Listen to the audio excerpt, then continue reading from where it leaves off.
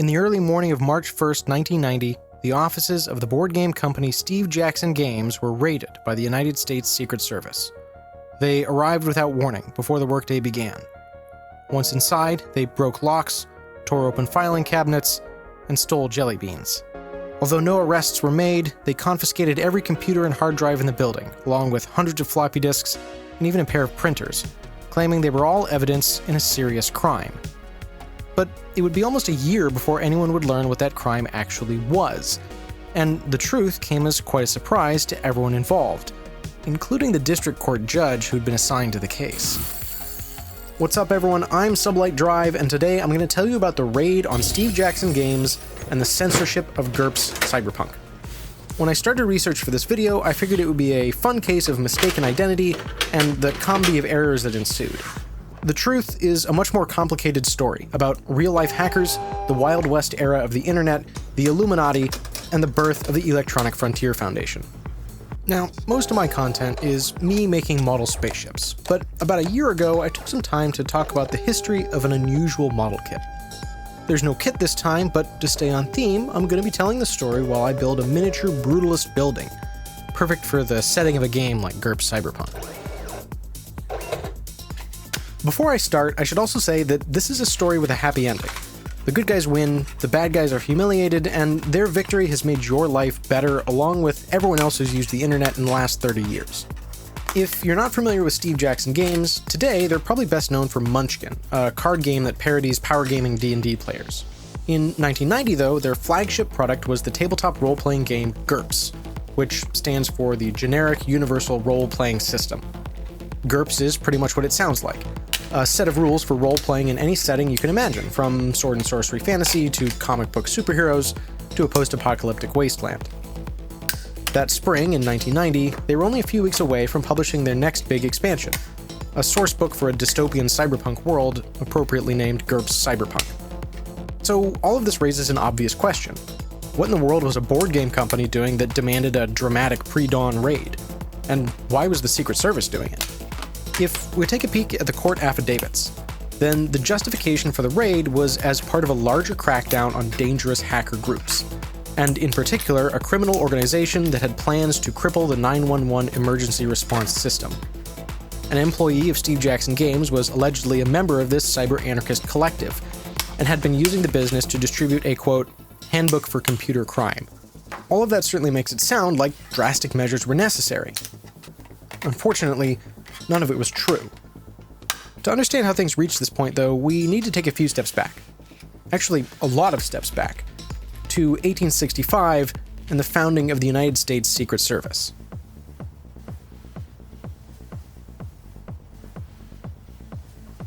Today, the Secret Service is part of the monolithic Department of Homeland Security, but before 2002, it was an arm of the Department of the Treasury.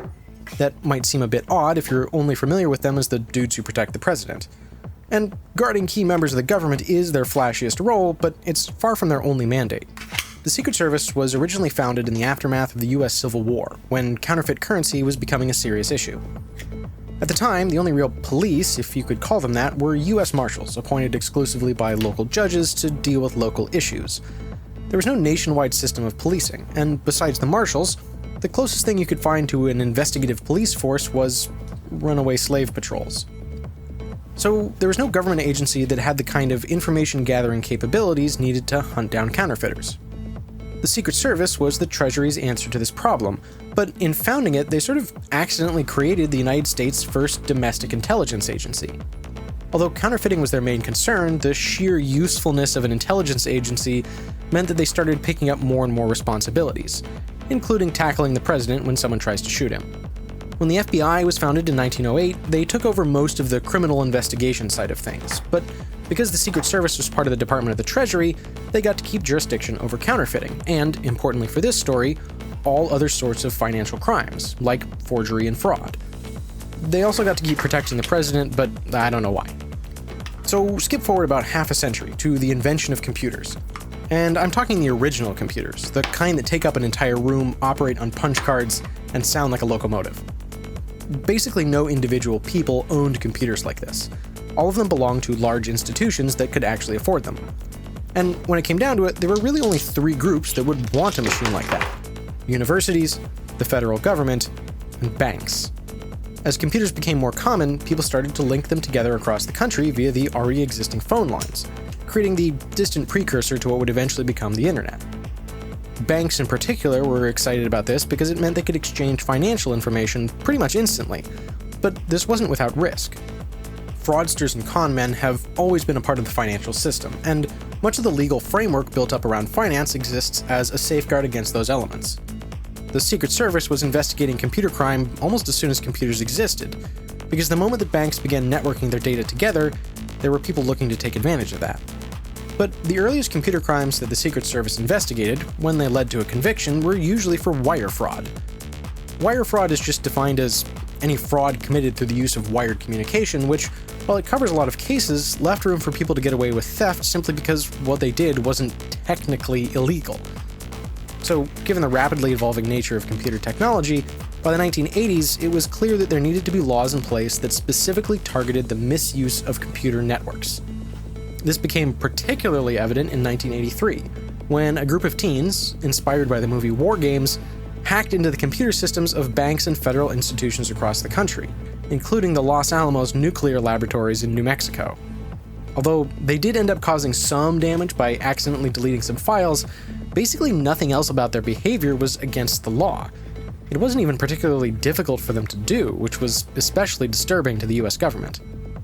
As a direct response, Congress passed the Federal Computer Systems Protection Act, which explicitly stated that it was against the law to improperly access computers operated by the federal government or by a financial institution. And of course, whose job is it to investigate the crimes that affect the financial systems of the United States, and who've also had a huge head start on investigating computer crimes because they've already been doing it for like 10 years now? That's right, the Secret Service. So, at this point, any kind of computer crimes that happened in the United States fell under the purview of the Secret Service, rather than the FBI or NSA or some other three-letter organization. But of course, this is only half the story. Who were those teens who hacked into Los Alamos, and where did they come from?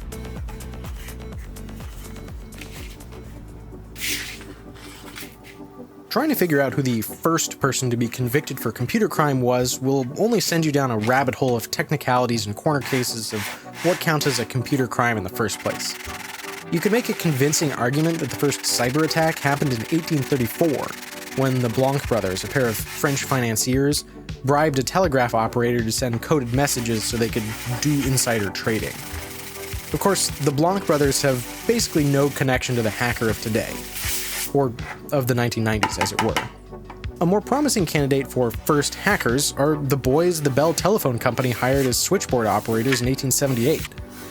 These kids had been messenger boys, but were put out of business by the invention of the telephone, and hired as a way to keep them out of trouble. Unfortunately, they were literally a bunch of Victorian street urchins, and they did about as well as you'd expect.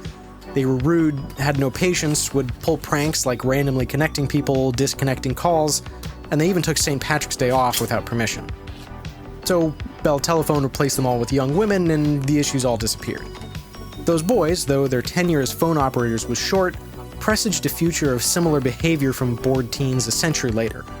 Not just the stupid pranks, but also what a contemporary newspaper called, and I'm quoting here, the adventurous and inquisitive spirit of which the average healthy boy of that age is possessed, which drove them to break the system in fun and interesting ways.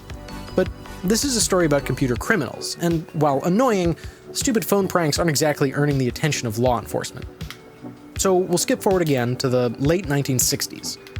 Actual human switchboard operators still existed in this era, but as more and more phones joined the network and the earliest computers were being adopted and invented by telecom companies, it became possible to automate phone systems. If you were an enterprising youth with an adventurous and inquisitive spirit, you might find yourself learning how to take advantage of that automation. Most tricks to that end were stupid simple, like using brass washers in place of a coin for a payphone, or just flat out stealing someone's account code. Only the most dedicated phone freakers, and that's freak with a PH, not an F, sought to understand this system and manipulate it for the sake of the intellectual challenge. Some of the most prolific phone freaks were the members of the Youth International Party, or Yippies, under the auspices of Abbie Hoffman. The Yippies were anarchists with an absurdist sense of theatrics. To give you a sense of who they were, they once held a protest with the goal of psychically levitating the Pentagon, and ran a campaign to get a pig elected US president. The average yippie had a staunch disdain for the man in all forms, a willingness to commit petty crime, and no money. So they weren't just willing to buck the system, they had an interest in actively circumventing and dismantling it. Hoffman published a book in 1971, literally titled Steal This Book, that mostly served as an instructional guide to shoplifting and hitchhiking, but there is a section that explains how to rip off the phone system and use it for free, and another on setting up a pirate radio or even TV station. For the more technically minded yippies, the Youth International Party Line magazine, which later became the Technological Assistance Program or just TAP magazine, kept readers informed of the newest advancements in automation that the phone companies were rolling out. Of course, it wasn't just a tech catalog. Readers wrote in with all the new ways they were learning how to make phone calls for free and generally engage in technological anarchism. You probably won't be shocked to learn that the FBI had a pretty dim view of the yippies, and of Hoffman in particular. Supposedly, his file was the single largest the FBI ever had for one person. Now, the yippies certainly made themselves unpopular with law enforcement thanks to their petty crimes, but it wasn't just the turnstile hopping and theft of hotel furniture that earned them the ire of the police. You see, the yippies were ideologically dedicated to their disregard of social norms. Hoffman argued that not only was stealing from large corporations not immoral, but that it was immoral to not steal from them. What the FBI was afraid of, whether it was a rational fear or not, was that groups like the yippies would erode society from within, spread a culture of ungovernability, and worst of all, advance the causes of international socialism. Their drug use and offbeat sense of humor didn't help much in that regard either. The yippies continued to exist through to the end of the 1970s, but between a highly publicized trial for inciting a riot and the fact that they were pretty brutally suppressed by the cops whenever they demonstrated in public meant they eventually faded into obscurity. And I really can't emphasize that last point enough. The police hated the yippies for basically all the reasons I've listed here. Tap magazine, however, survived under new management and was publishing tips for phone freaks well into the 1980s, just in time to see the introduction of the personal computer. These communities of weirdos and nerds, of which Tap was just one of many, made the shift from being phone freaks to computer hackers just as steadily and inevitably as the technology itself evolved.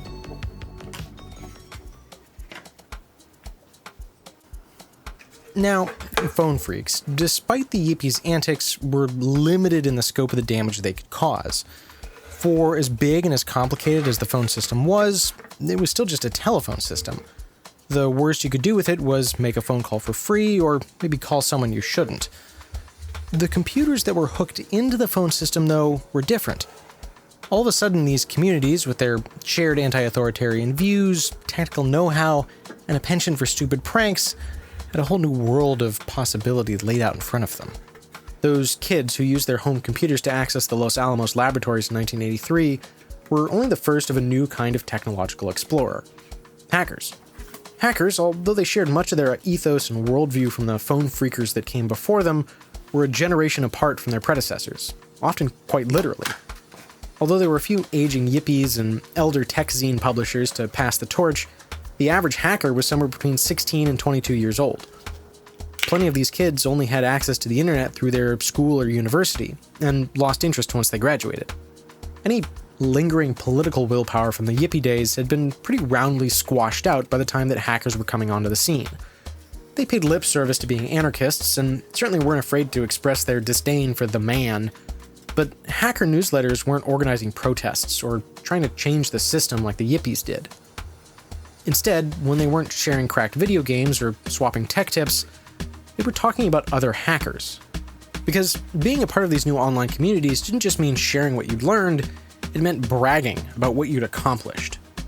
If the phone freaks were led by gurus dispensing wisdom, the hackers were congregating around rock stars, celebrating a score.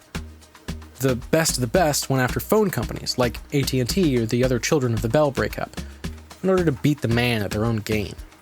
Logging onto one of their computers and bringing back a copy of some spreadsheet or technical document as proof could earn you authority and admiration, or an invitation to the more hardcore hacker groups. Spreading gossip, though, was harder then than it is now. This was still decades before social media, before RSS feeds, before internet browsers, and even really before email in its current form. if you wanted to stay up to date, you needed to log in to a bulletin board system, or BBS. BBSs, if you're not familiar, are basically the predecessor to internet forums, though with slightly different functionality and usually hosted by a single person. If you don't know what an internet forum is, then, I don't know, get off my lawn, kid. Gossip and news was spread over BBSs by word of mouth, as people posted and chatted, but also through e-zines. The hacker e-zine Frack, usually stylized with underscores or a /, is probably the best known of these online newsletters. It was distributed by individual board owners, choosing to host new editions as they were released, having it up in a corner of their BBS for people to read. Just like the physical zines that came before it, Frack published new advances in computing, tech tips, and of course, news about who was causing waves in the world of hacking. Frack, though, had a disadvantage compared to the zines of anarchists past. In the United States, there are significant legal protections for print media.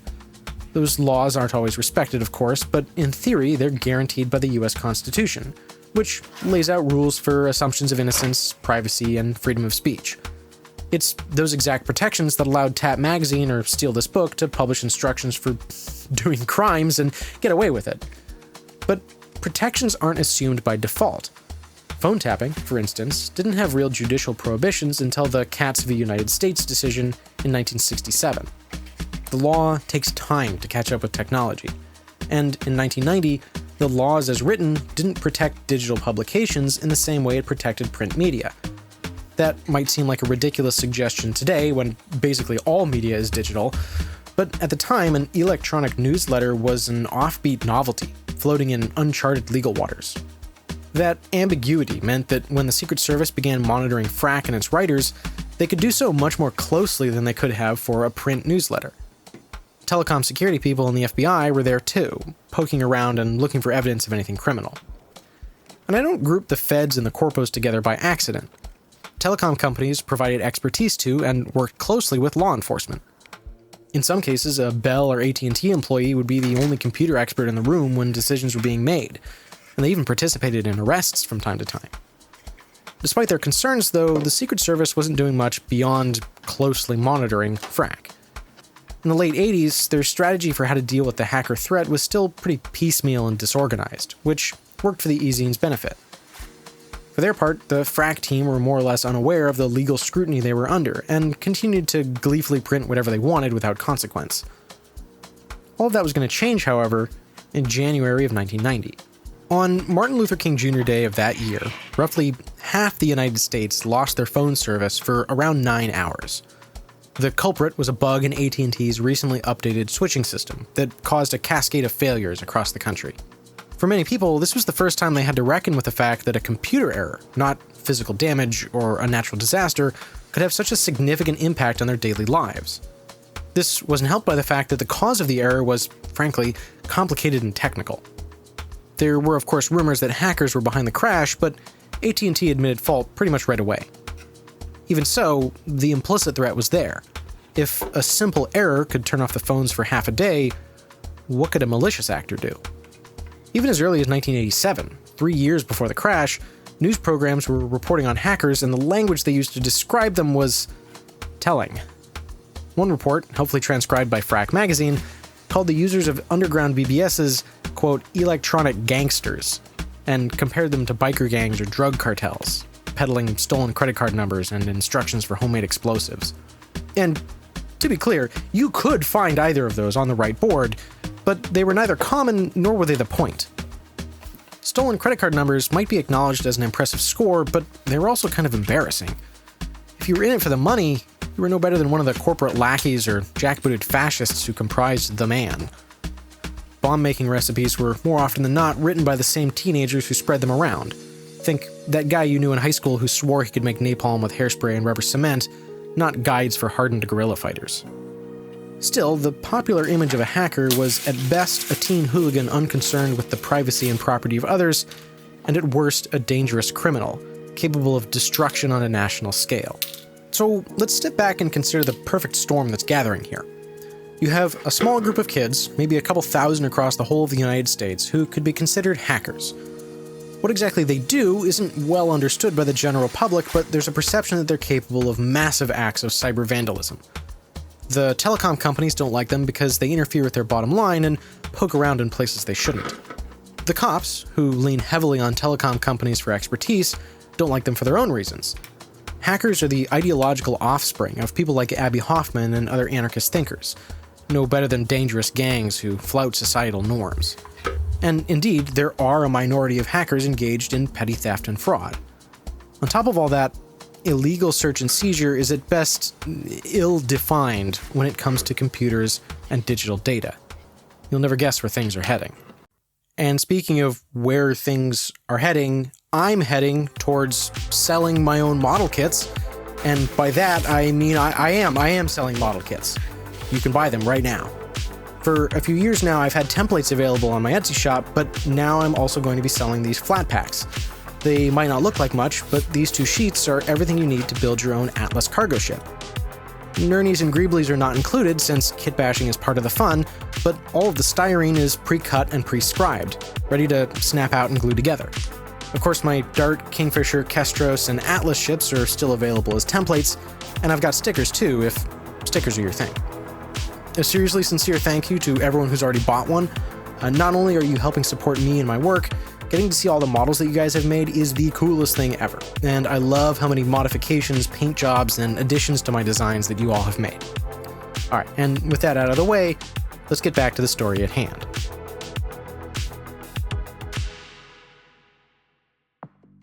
In March of 1988, a hacker who went by the username The Prophet gained access to a Bell South Telecom computer and made off with a document titled Bell South Standard Practice 660-225-104 SV Control Office Administration of Enhanced 911 Services for Special Services and Major Account Centers dated March 1988. That is a big fancy title, but the file itself was basically an administrative map that lays out the organization of who's responsible for routing 911 calls and where in the bureaucratic hierarchy they belong. The document is so dense with jargon and acronyms that it's essentially illegible. Or, as John Perry Barlow would later put it, quote, "Anyone who can understand it fully and fluidly has altered his consciousness beyond the ability to ever again read Blake, Whitman, or Tolstoy. It is quite simply the worst writing I have ever tried to read." It is also, importantly, useless to a hacker who might be trying to do anything with the computers that run the 911 response system. All the same, Prophet saved it, a hunting trophy to prove that he'd been deep in enemy territory and returned unscathed.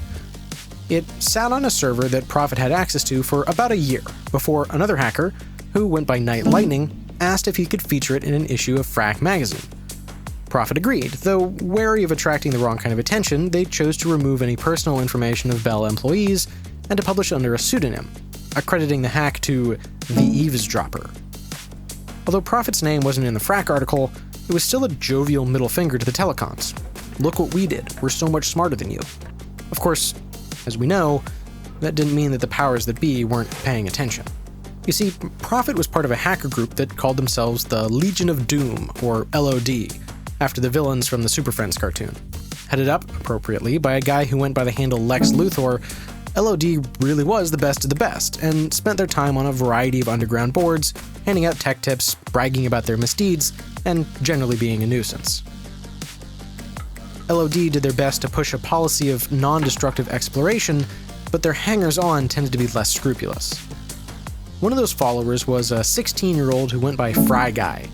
He'd earned the moniker when he hacked into a McDonald's payroll computer in order to give his buddies some unsanctioned raises. When he graduated from freelance promotions to credit card fraud, he found himself in Secret Service custody, and told them he learned everything he knew from LOD and Frack magazine. The Secret Service had, of course, already been keeping an eye on them, but after the AT&T crash in 1990, the feds are facing increasing pressure from the public, the telecoms, and just a general sense of needing to do something about the, quote, hacker threat. So they had their new mandate: shut down the Legion of Doom, shut down Frack, and sweep up as many of these kids as possible before they can do any real damage. With this in mind, the Bell South Network Security Director passed it along that Night Lightning, and thus Frack magazine, had somehow gotten access to a confidential document essential to the operation of the 911 emergency response system.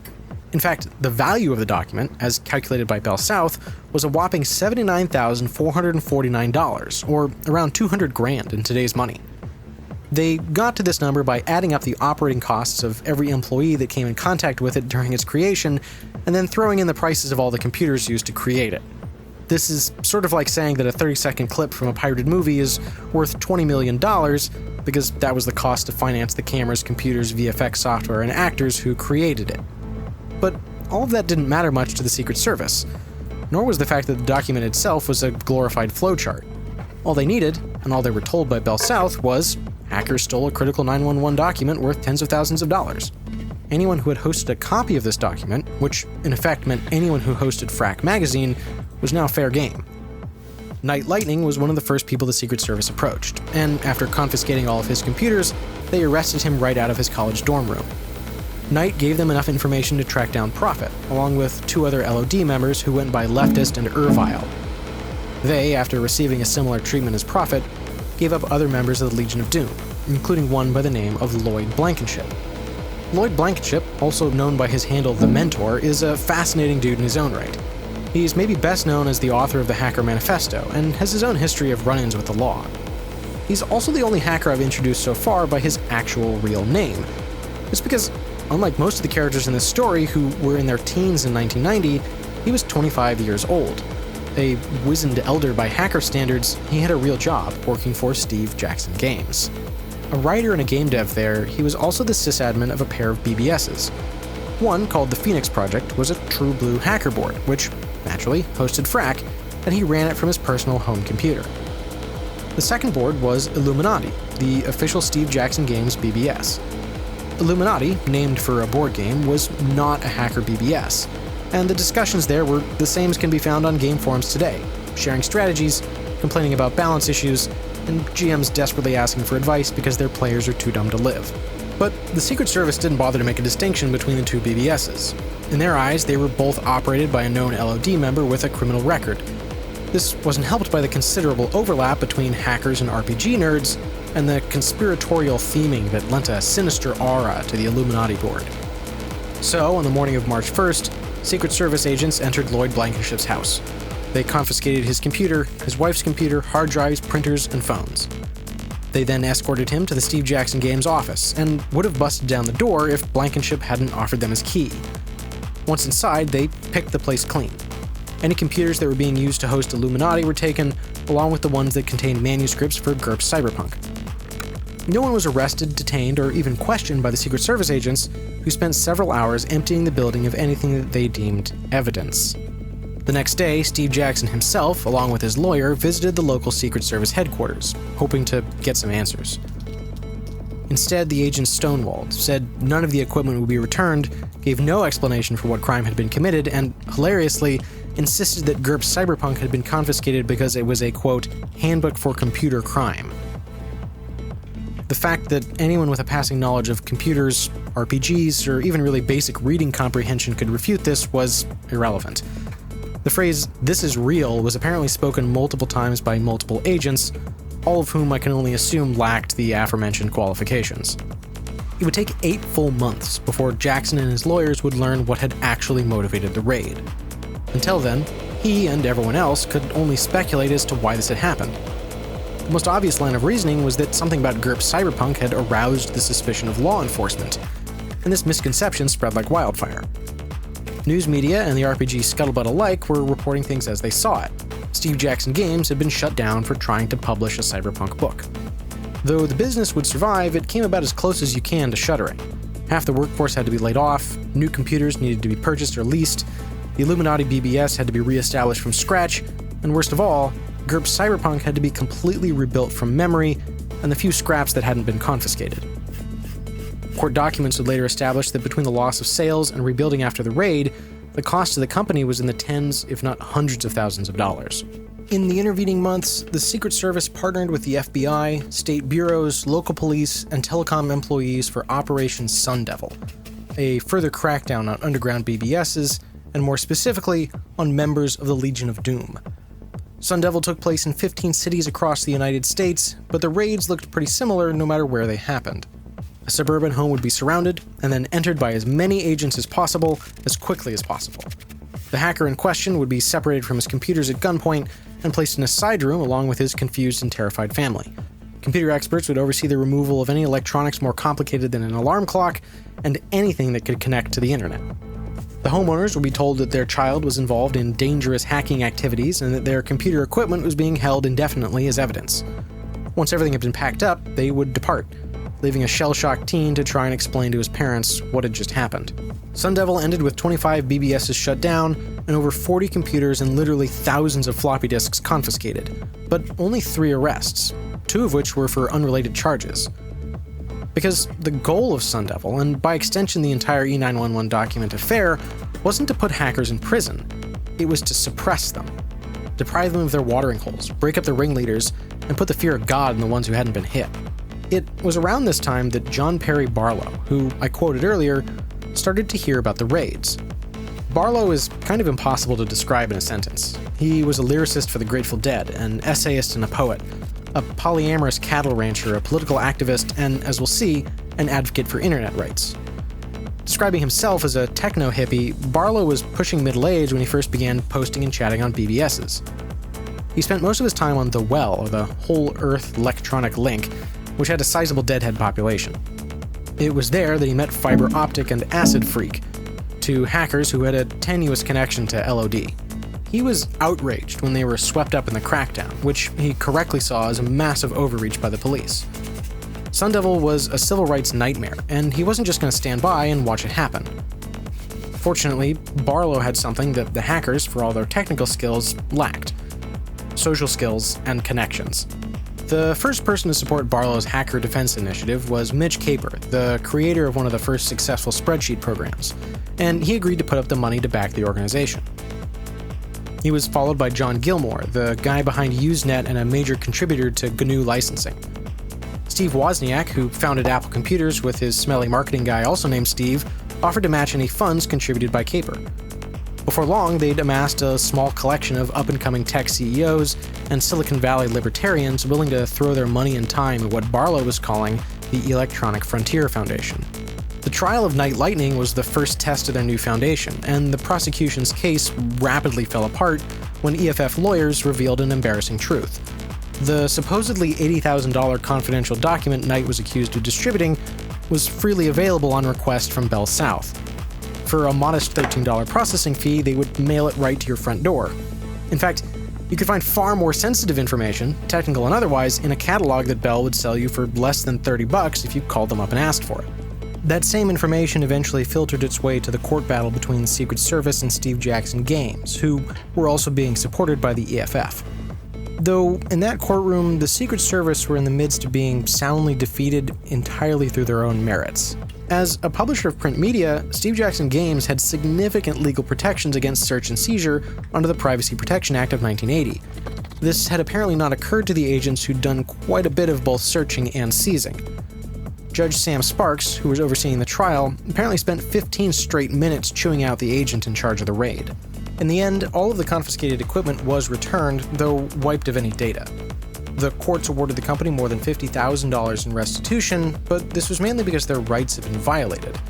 Any loss of profits they might have suffered was, apparently, made up for by the boost in publicity, which did lead to increased sales that they got as a result of the whole affair. Between Judge Sparks' decision and the outcome of the Night Lightning case, a clear precedent was being set. Digital publications counted just as much as physical print for the sake of First Amendment protections. And, yeah, obviously, they should. But the legal system in the United States is built on precedent, and the law takes time to catch up with technology. These kinds of court cases are necessary for establishing what the government can and can't do, and without them, we'd be living in a very different world.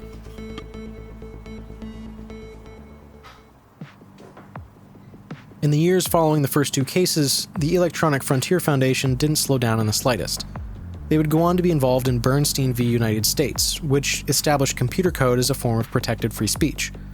This had a knock-on effect of legalizing high-powered encryption algorithms, which, until then, had been regulated by the US government as a form of munition. Essentially, all e-commerce in the modern day relies on access to secure encryption for financial information. If you've ever bought something on the internet using a credit card, you have the EFF to thank for making it possible. Today, the EFF is still working to defend the rights of American citizens, and really anyone who uses the internet. They've been instrumental in establishing data privacy laws and curtailing government surveillance. They're fighting to protect against misuse of personal, medical, and financial data, working to improve copyright law to benefit creators and not corporations, providing tools to circumvent government censorship, and really just way more things than I can list here. They're not paying me to say this or anything, I just genuinely think they're super cool. There are so many side stories here that I just wish I had the time for in this video. The Bell Telecom breakup, the development of Unix and its unique legal status, the how and why of the AT&T outage, the Legion of Doom's antics, Steve Jackson Games' whole Illuminati thing they had going on. And if you're interested in any of that, I highly recommend Bruce Sterling's book, The Hacker Crackdown. It was the main source I used for putting this video together, and it touches on a few of those stories in a lot more detail. It's hosted for free online by MIT, and I'll include a link below, along with a full bibliography of all of my source materials. And if you want, for some reason, to read the Bell South E911 document yourself, the edited version originally published in Frack magazine has been preserved, along with the rest of the Frack back catalog, which I'll be sure to have linked. Night Lightning, whose real name is Craig Neidorf, would go on to earn a law degree and work for the ACLU before eventually becoming a lawyer for the EFF itself. John Perry Barlow was a board member for the EFF and an advocate for internet rights until his death of natural causes in 2018. Steve Jackson Games, for their part, are still around, putting out new editions of GURPS and Munchkin to this day. Hackers, as a subculture, have more or less gone the way of the cowboy, the hippie, and the mobster, melting away into the background milieu of American history as victims of their own mythologization. Most of the original hackers eventually found their way into cybersecurity, which is a much more lucrative career than phone pranks and torrenting the anarchist's cookbook. But that being said, the hacker ethos, the belief that information should be free, that systems are meant to be explored, understood, and undermined, has never really gone away. I looked at people like Maya Arson Crimeu or Michael Laufer as a few of the more notable figures who still carry that torch. The Secret Service, for their part, are still a bunch of jackbooted fascists.